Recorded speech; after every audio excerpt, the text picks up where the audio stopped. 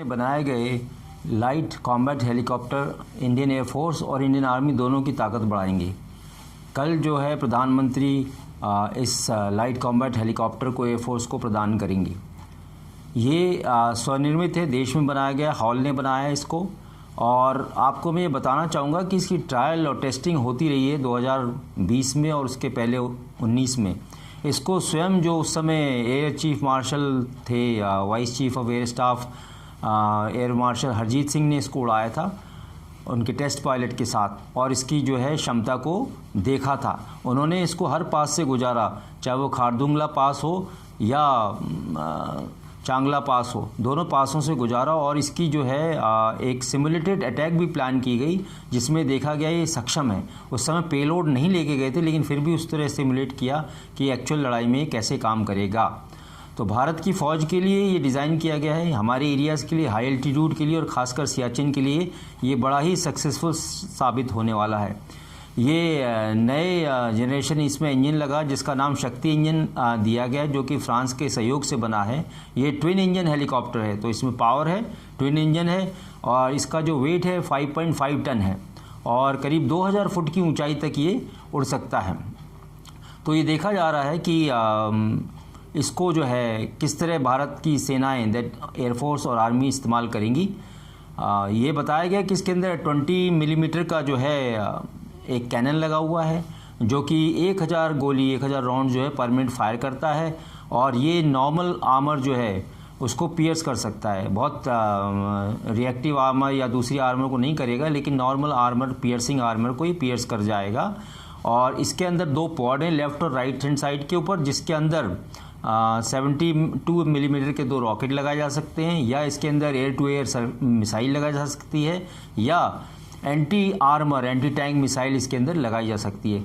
तो भारत के एयरफोर्स की क्षमता तो बहुत इसमें बढ़ जाएगी, क्योंकि भारत की एयरफोर्स इन हेलीकॉप्टर्स की मांग पिछले 20 साल से रख रही थी। हमारे पास जो रशियन अटैक हेप्टर है वो काफ़ी पुराना हो गया है, करीब 30-40 साल ही पुराना विंटेज का है और काफ़ी बड़ा है और बल्कि और अनविल्डी है।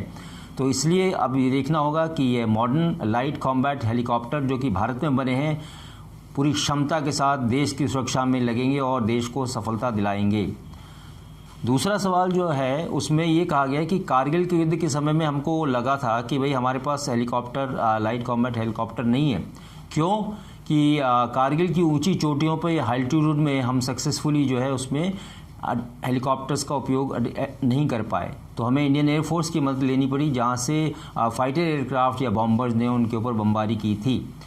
तो ये उस समय जो हमारे एयर चीफ थे 2019 में, 1999 में, उनको लगा था कि ये जो है बहुत ज़रूरत की चीज़ है। तो आप ये देखिए, फॉली होमी मेजर जो खुद एक हेलीकॉप्टर पायलट थे और बाद में एयर चीफ बने, वो अकेले हेलीकॉप्टर पायलट हैं जो कि एयर चीफ बने भारतीय वायुसेना में। तो उन्होंने इसकी रिक्वायरमेंट कितने साल पहले दे दी थी, कहाँ 1999 और कहाँ 2021।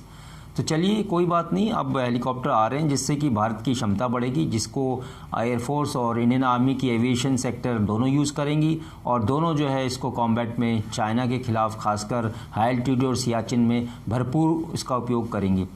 और दोनों को ही मिलाकर जो है ये एक फोर्स मल्टीप्लायर के रोल में काम करेगा।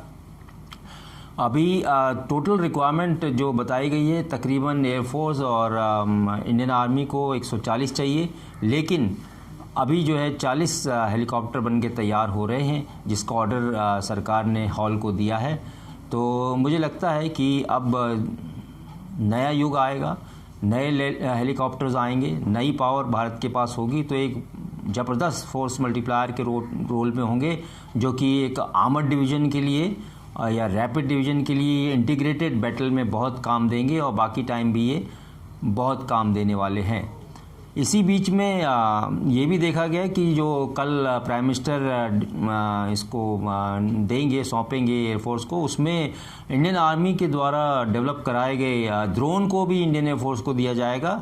साथ ही जो इंडियन आर्मी के लिए इलेक्ट्रॉनिक वॉरफेयर इक्विपमेंट डेवलप किए गए हैं डीआरडीओ के सहयोग से, वो इंडियन नेवी को प्रदान किए जाएंगे ताकि वो जो है शिप्स के ऊपर, वॉरशिप्स पे लगा सकें और उसका उपयोग कर सकें। तो एक नया सिस्टम, एक इंटीग्रेटेड अप्रोच है कि जो आर्मी के पास है वो नेवी को भी इस्तेमाल कर सकता है, जो एयरफोर्स के पास है वो आर्मी भी इस्तेमाल कर सकती है, या आर्मी के इक्विपमेंट एयरफोर्स भी इस्तेमाल कर सकती है। तो ये एक कोहेसिव डेवलपमेंट डिफेंस का ये बहुत बढ़िया सिस्टम है और आगे आने वाले समय में भारत की फ़ौजों के लिए एक वरदान होगा। Thank you.